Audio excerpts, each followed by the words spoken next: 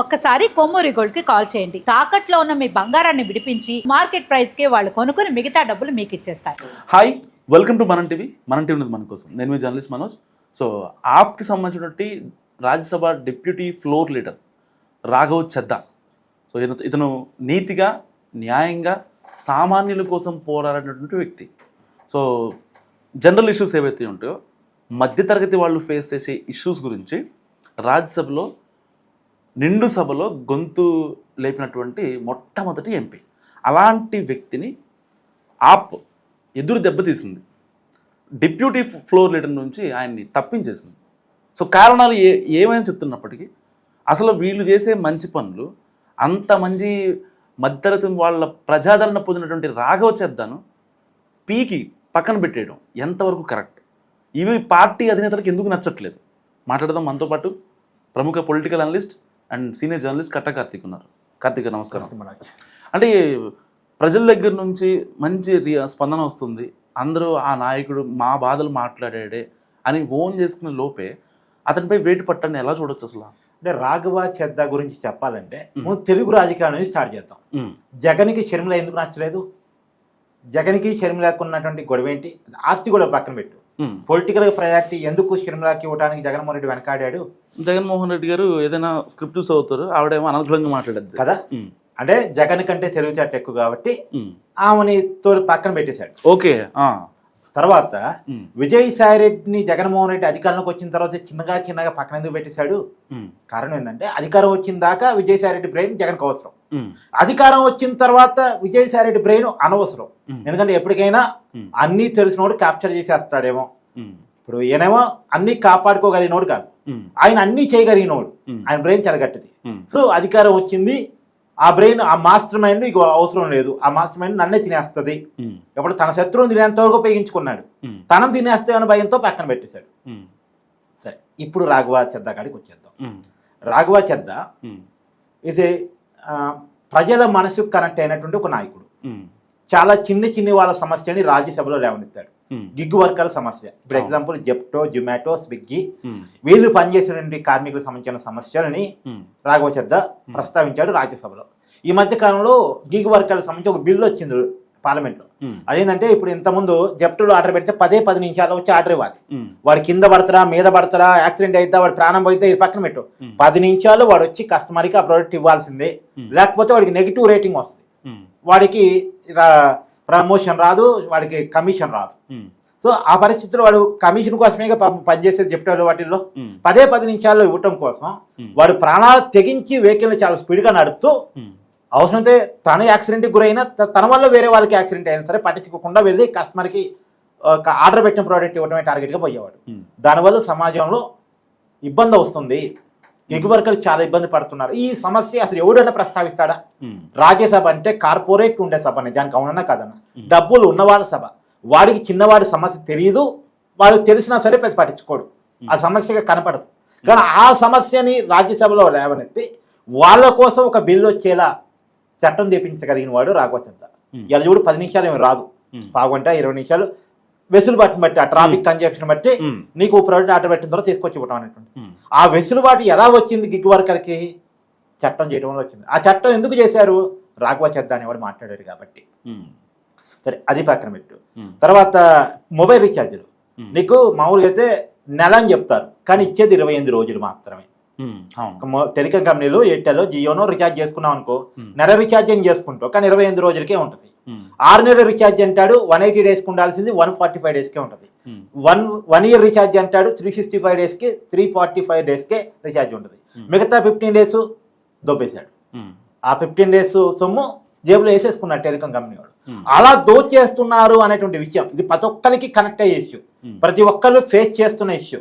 పైగా అసలు నువ్వు ఎగ్జాంపుల్ మామూలుగా నువ్వు నీ దగ్గర మొబైల్ ఉంది, దాంట్లో సిమ్ ఉంది, నువ్వు రీఛార్జ్ చేసుకోలేదు ఈ మంత్లో, ఏదో 399 ఎంత ఉందిగా, పెరిగింది కదా, బాగా పెరిగింది కదా, రీఛార్జ్ చేసుకోలేదు. ఒక టైంలో డబ్బులు లేక రీఛార్జ్ చేసుకోలేదు. రీఛార్జ్ చేసుకోవడం ఏం చేయాలి? నీకు వచ్చే కాల్స్ ఆపాలి అంతే. సారీ, నువ్వు చేసుకునే కాల్స్ ఆపాలి. ఎందుకంటే నువ్వు దగ్గర రీఛార్జ్ లేదు కాబట్టి నువ్వు కాల్ చేసుకోలేవు. కానీ నీకు వచ్చే కాల్స్ ఆపడానికి కంపెనీకి ఏం అధికారం ఉంది? సిమ్ నువ్వు డబ్బులు పెట్టి కొనుక్కున్నావు, సిమ్ ఏమో నువ్వు రీచ్కి తీసుకోలే, రెంట్కి తీసుకోలే, డబ్బులు పెట్టి ఓన్గా ఒక నెంబర్ నువ్వు కొనుగోలు చేసావు. ఆ నెంబర్కి కాల్స్ రావటం అనేటువంటిది, కాల్స్ వచ్చేలా చేయడం అంటే టెలికాం కంపెనీ బాధ్యత కదా. మరి నీకు వచ్చేటువంటి ఇన్కమింగ్ కాల్స్ ఆపడం అంటే తప్పు కదా, కానీ ఆపుతున్నారు. సిమ్ము నీది, సిమ్ము ఉన్న ఫోను నీది, అదంతా ఫోను నువ్వు డబ్బులు పెట్టి కొనుక్కున్నావు, సిమ్ము నువ్వు డబ్బులు పెట్టి కొనుక్కున్నావు, ఏది లీజుకి తీసుకోవాలి. లీజుకి తీసుకున్నప్పుడు నువ్వు రీఛార్జ్ చేసుకోలేదనే కారణం చేత నీ నెట్వర్కింగ్ ఆపడానికి వాళ్ళకి ఏం హక్కు ఉంది. ఇది కూడా రాజ్యసభలో ప్రస్తావించినవాడు రాఘవ చెద్దా. ఈ అన్ని ప్రస్తావించడం వల్ల సామాన్యుడికి బాగా కనెక్ట్ అయ్యాడు. ఇట్లాంటి వాడు కదరా కావాల్సింది దేశానికి, ఇట్లాంటి వాడు కదా కేంద్రంలో ఒక స్థాయిలో ఉండాల్సిందని చెప్పేసి కూడా ఒక టైంలో ప్రధానమంత్రి స్థాయి అని కూడా సోషల్ మీడియాలో కితాబిచ్చారు. ఇదా ప్రమోట్ అవుతున్నాడు అని కారణం చెప్తా. ఇది కేజ్రీవాల్కి నచ్చి ఉండదు. మామూలుగా ప్రాంతీయ పార్టీలు ఎలా ఉంటుందంటే తమకంటే ఒక వ్యక్తి హైలైట్ అవుతున్నాడు, తమకంటే బాగా ఆలోచిస్తున్నాడు అంటే ఆ వ్యక్తిని చిన్నగా పక్కన పెట్టేస్తారు. జరిగేది అదే. ఇప్పుడు వాస్తవానికి రాఘవ చెద్దా అనేటువంటి వ్యక్తి లండన్లో చదువుకున్నాడు, high graduate, post graduate double అనుకుంటా ఐ థింక్. లండన్లో చదువుకున్నాడు, వచ్చాడు, మంచి ఫ్యామిలీ, బ్యాక్గ్రౌండ్ కూడా బాగుంది. తర్వాత పరిణితి చోప్రా అని వాళ్ళ మిస్సెస్ కూడా బాలీవుడ్లో హీరోయిన్, మంచి ప్రొఫైల్ ఉంది. ఆమ్ ఆద్మీ పార్టీకి కనెక్ట్ అయ్యాడు. ఇతను కూడా ఆమ్ ఆద్మీ పార్టీ బాగా పనికొస్తాడని కేజ్రీవాల్ అప్పట్లో ప్రమోట్ చేశాడు. అప్పట్లో పంజాబ్ ఎన్నికలకి 2022లో పంజాబ్ ఎన్నికల సమయంలో పంజాబ్ ఆమ్ ఆద్మీ పార్టీకి స్ట్రాటజిస్ట్గా పనిచేశాడు, ఎన్నికల స్ట్రాటజిస్ట్గా, ఎన్నికల వ్యూహకర్తగా పనిచేశాడు. గెలిపించాడు, పంజాబ్లో ఆమ్ ఆద్మీ పార్టీని గెలిపించాడు. గెలిపించడమే కాదు, అధికారంలోకి వచ్చిన తర్వాత సీఎంకి సలహాదారు కూడా ఉన్నాడు. అప్పుడు భగవత్ మాన్కి ఏమి తెలియదు వాస్తవానికి. అప్పుడు ఆయన స్టేజ్ ఆర్టిస్ట్ కదా పాపం, అయితే ఆయనకు ఒక ఫేమ్ ఉంది కాబట్టి హైలైట్ అయ్యాడు తప్ప, సీఎం అనుకున్నారు తప్ప ఆయనకి పరిపాలన తెలియదు. ఆ పరిపాలన అంతా రాఘవ చెద్దాన్ని నేర్పించాడు. రాఘవ చెద్దా దగ్గర పని నేర్చుకున్న తర్వాత భగవత్ మాన్ కూడా రాఘవ చెద్దాని పక్కన పెట్టేశాడు. తర్వాత రాజ్యసభ ఇచ్చారు, ఏదో అయిపోయింది. ఆ రాజ్యసభలో డిప్యూటీ ప్రెసిడెంట్ ఇచ్చారు, నడుస్తుంది, బాగానే ఉంది. అయితే చిన్నగా అతను ప్రయారిటీ తగ్గించడం మొదలెట్టేశాడు. అతను కూడా అర్థమైంది పార్టీలో నా ప్రయారిటీ లేదన్న విషయం. పార్టీకి అతను కూడా దూరంగా ఉంటూ వస్తున్నాడు. ఎందుకు పార్టీలో ప్రయారిటీ లేదంటే మామూలుగా ఆమ్ ఆద్మీ పార్టీ చెప్పేదేమో అతను చాలా కాలంగా పార్టీ కార్యక్రమాలు దూరంగా ఉంటున్నాడు. కేజ్రీవాల్ ఢిల్లీ లిక్కర్ స్కామ్ లో అరెస్ట్ అయినప్పుడు స్పందించలేదు, పార్టీ నిరసన కార్యక్రమాల్లో పాల్గొనలేదని చెప్తుంది. పాల్గొనకపోతే ఆ రోజు సస్పెండ్ చేయాలి గాను, ఈ రోజు దాకా ఎందుకు అయినాను, అంతే కదా. రాజ్యసభ డిప్యూటీ లీడర్గా ఇన్నాళ్ళు ఉంచావుగా, ఈ రోజు ఏంటి కారణం? కేజ్రీవాల్ ఇయ్యాలి అరెస్ట్ అయింది, ఎప్పుడూ అరెస్ట్ అయ్యాడు, జైలుకి వెళ్ళాడు, జైలుకి వెళ్ళాక బయటకు వచ్చాడు, తర్వాత ఎన్నికలు ఫేస్ చేశాడు, ఎన్నికల్లో ఓడిపోయాడు, ఎమ్మెల్యేగా కూడా ఓడిపోయాడు. సరే ఆ కేసు తర్వాత నిర్దోషిగా బయటపడ్డాడు, వేరే విషయం, అది వేరే టాపిక్ అసలు పూర్తిగా కూడా. ఢిల్లీ లిక్కర్ స్కామ్ అనేటువంటి మరి ఒకవేళ ఢిల్లీ లిక్కర్ స్కామ్లో కేజ్రీవాల్ మీద కేసులు పడ్డప్పుడు రాఘవ చెద్దా కనుక స్పందించకపోతే ఆ రోజు నీ పార్టీని సస్పెండ్ చేయాల్సింది కదా. ఈ రోజు దాకా ఆగేమంటే నీ ఉద్దేశం ఏంటి? ఈ రోజు హైలైట్ అవుతున్నాడు కాబట్టి. వాస్తవానికి కేజ్రీవాల్కు ఉన్నటువంటి ఇప్పటికే ఉన్న విమర్శ ఏంటంటే అన్నా హజారే ఉద్యమాన్ని హైజాక్ చేశాడు, అన్నా హజారే పేరు లేకుండా చేశాడు అనేటువంటిది.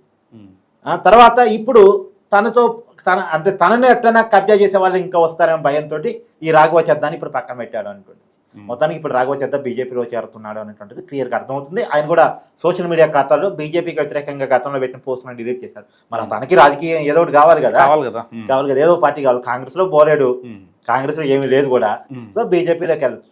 అందులో బీజేపీలోకి వెళ్ళటం కూడా బీజేపీకి అవసరం. 2020లో పంజాబ్ ఎన్నికలు ఉన్నాయి.